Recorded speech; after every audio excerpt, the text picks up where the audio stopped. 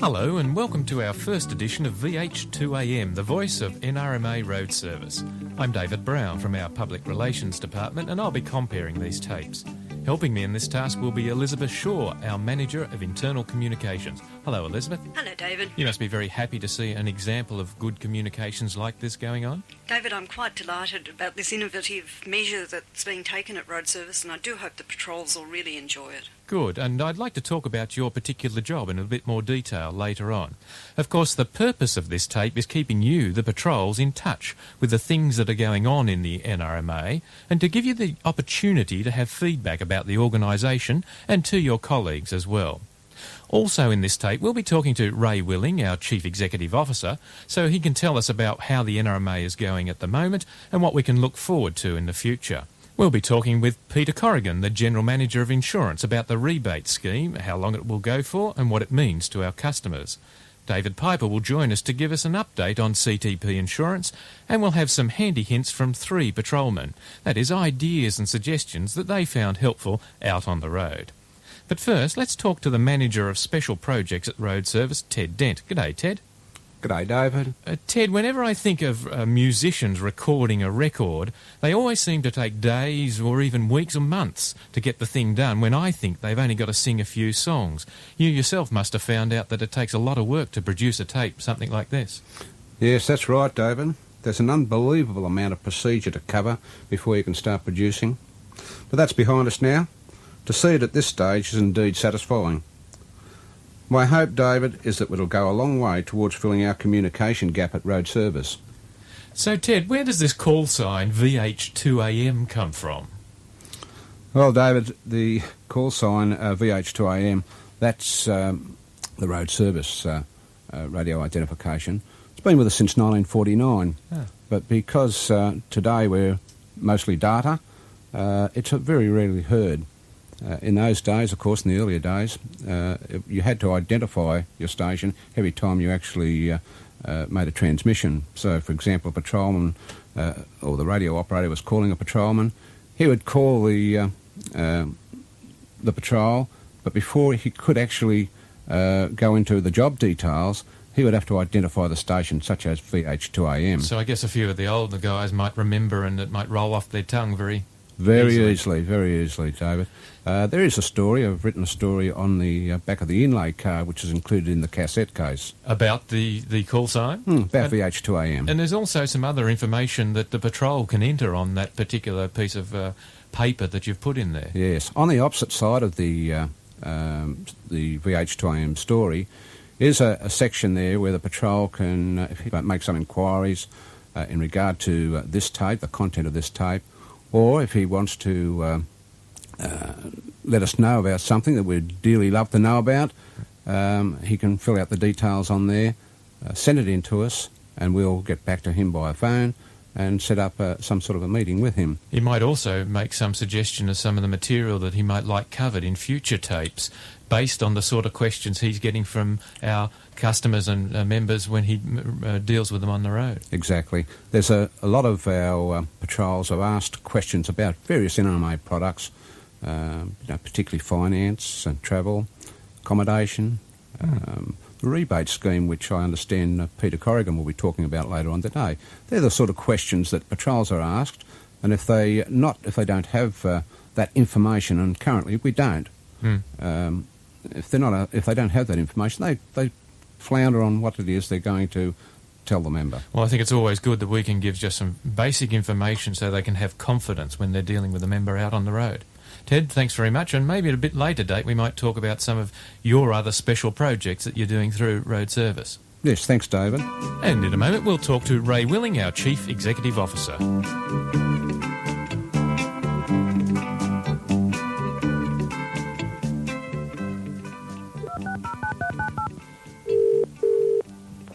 Good morning, Mr. Willing's office. Yeah, Robbie, David Brown again. I'll just put you through, David. Okay, fine.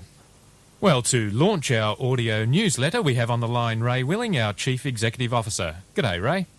Hello, David. How are you today? Good, good. You must be very happy to see something like this tape going on for good internal communications. It's a great idea, particularly for the patrols who are out there and often don't get communication to them as swiftly as what they might. Yes. This gives them a bit of opportunity to pick up information first-hand, as it were, and whilst they're travelling around Sydney and other parts of New South Wales. Of course, they are our front line to many of our members. And it's important that we try and make sure that they get the information first before anybody else does. Yeah, it's a good idea. Can I just say thanks to those who've thought of the idea of doing that, in particular thanks to Ted Dent. Yeah, he's done a lot of work. Great idea, yeah. So how are we performing? How are we running? Well, the organisation's going very well. It's got great growth right through the organisation. Membership has grown by 2.4% or thereabouts for the last 12 months. That's good, isn't it? That's better than the population increase. It is, yes, it is indeed. Yeah. And elsewhere, if we take, if you like, the major products of motor and CTP and home buildings, our growth rates in those areas have been of the order of 5%. That's the lowest figure.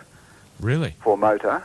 And the highest figure is of the order of 12% CTP. Well, that gives us very good, strong backing to the organisation, doesn't it? Yes, indeed. And the total assets of the group right now are about 2.5 billion. Really? And that's an enormous figure by anybody's standards. The profitability is also quite good. The recent fire cost us $13 million and will put a bit of a dent in the insurance company's results, but we expect to still do quite well this financial year as compared with the previous year. No, that's good, isn't it? Of course, that fire, that's not a huge catastrophe compared to, say, the earthquakes that we've had in the past. No, not huge in terms of claim numbers or dollar cost. The overall cost, we estimate, will be $13 million, and the number of claims about 400. Well, that's pretty good. Of course, there were some pretty tough times that happened when those fires were happening, wasn't it? I think we had our own problems even in our head office phone system. Yes.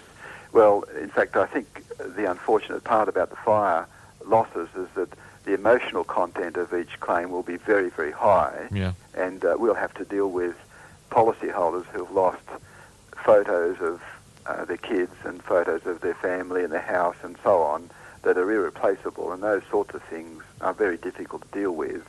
So it will mean the management of the claims is somewhat or considerably more difficult. Yeah, I like the point where we're offering counselling for some of the people who've had their homes destroyed. Yes, that's right, and I think that's important that we do that to make sure that they recover from the sort of loss that they've experienced. It extends that sort of NRMA means help, yes. The sort of experience that we've got through CTP insurance. That's exactly the thing I think we should be doing. It's why we are what we are. Yeah. Now talking about where we might move in the future, what directions might we head? Clearly Victoria is one. Well, in the future we're moving into new products such as strata title. We're also working on the Victorian expansion for car, home and life insurance, and we hope to offer our first products down in Victoria from 1st of March. Why did we go into Victoria? Well, the organisation's very big within its markets now, and for the long-run success or continuing success of the organisation, it needs to expand both to make sure it remains vital and to make sure that it can spread the risk that it takes on more evenly. When New South Wales has catastrophes like the earthquake and the fires, it's always good in a good insurance principle to have a very broad base to spread the cost of those. Yeah, the spread of risk is very, very important for us, but also I think it's important to make sure that we've got a growth in the organisation that allows people to do more and to be more stimulated as well. Yeah, a good challenge. Very important. Yeah, of course. The thing about going into Victoria, though, is, I mean, reciprocal rights out there on the road, getting your car serviced, is that likely to be in danger? Well, at this stage, we hope that there won't be any problem with reciprocal arrangements with Victoria. That's a matter that's in the hands of other clubs as well as us, but we're hoping that won't be a problem. Well, we've had a long relationship with the RACV and RACQ and all the other motoring clubs around Australia, and we'd be hoping that those long relationships would be respected and that we'd all be able to work through our changes in a decent way. Yeah, I think that's good. Right, getting back to home and on the subject of staff, there has been some criticism in recent times that staff aren't fully informed about the real issues that affect the NRMA. How do you respond to that? Well, I think, like a lot of these things, David, sometimes staff are assuming that there's more going on than meets the eye, number one. Number two, I can assure anybody that there are no hidden agendas. Yeah. In the event that somebody wants to ring me and talk to me about what they've heard is going on, or what they see as a possibility that we should become interested in, I'd be very happy to take the call, and I'm sure that applies to anybody in the management. Well, there's a great point there, that if there is something on the grapevine, then people ought to bring it forward and express it and ask the question so that the matter can be cleared up. Yes, that's exactly right. I think some of your executive committees are going out there and visiting as well, have been in the past, and I think you're encouraging that particularly. We're trying, and I think that it's important to try and make sure the communication chain is constantly oiled up and improved, and we're trying to do that. But going back to your point, if somebody hears something they're not sure about, please ask us, and we can at least confirm it or deny it or follow it up. As you say, when the executive do go around there, not to be afraid to state what you hear and ask the question as you're feeling it. Exactly. I think that we must all get better at that. Well, I know, Ray, that you particularly push that our staff is our biggest resource, and I know that you have great confidence and are very happy in the way that Road Services is performing and serving those customers. Well, Road Service have done a great job. They've got the response rate up even higher than it has been in previous years, and it's been high in the last few years. We're now getting up of the order of above 96% within an hour, and I'm sure that as we go through the next year, we'll get our response rate up within 45 minutes each. That's good. You must take great pride when you meet other chief executives and other people from other clubs to be able to talk about those sorts of figures. Oh, yes, and I think, just to say this, David, that there's no other organisation like the NRMA. It's a unique organisation that's got standards right through the organisation which are much greater than any other organisation that I'm aware of. That's great, isn't it? Look, Ray, thanks very much for your time, keeping us informed, and we'd appreciate any feedback you've got on the tape. Thanks, David. Can I just cut across you just to briefly say to those people who've helped with the fires, and there have been any number of them, ranging from volunteer firemen through to our staff, and Graham Edwards' staff in particular, they've done a great job with handling those claims, absolutely first-class job, and deserve everybody's congratulations for it. It's just another example of us being helpful when it matters the most. Needed, yes. That's great. Ray, thanks very much for your time. Thanks, David. Bye. Thank you. Bye.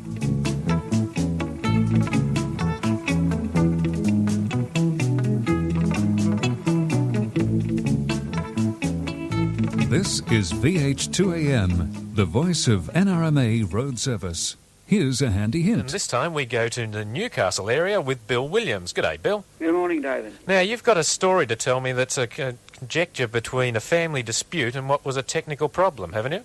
Yes, it was an early model Volvo that was causing the argument. So what was the problem? Well, it was the fuse on the left-hand blinker was blown, and also on the wiring harness. The wires were worn through on a brake bar, which, when the left-hand blinker was used, it used to drain the power from the fuel pump and cause the car to kangaroo down the road. And it was only when the left-hand blinker was used.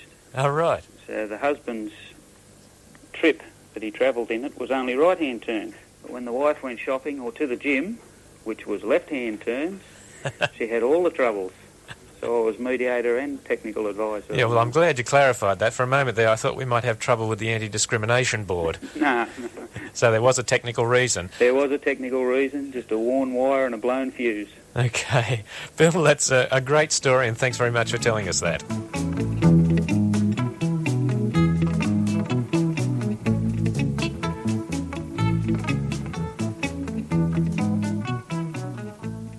Well, most big companies have trouble with internal communication. There's always never enough, or perhaps if there is some communication, like on the grapevine, it may not be as constructive as it should be.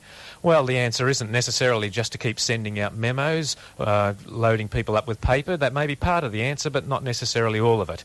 The NRMA intends to look at this in a very intense way and try to get the full answer as possible. Indeed, they've even employed a special person to do it, and she joins me on the line now. Elizabeth Shaw, hello. Hello, David. Now, you used to be with us in the NRMA for a while? Oh, I was indeed. I was the Public Relations Manager for 5 years. Right, and before that, what did you do? Before that, I was in public relations for a very long time. I'm very old, David.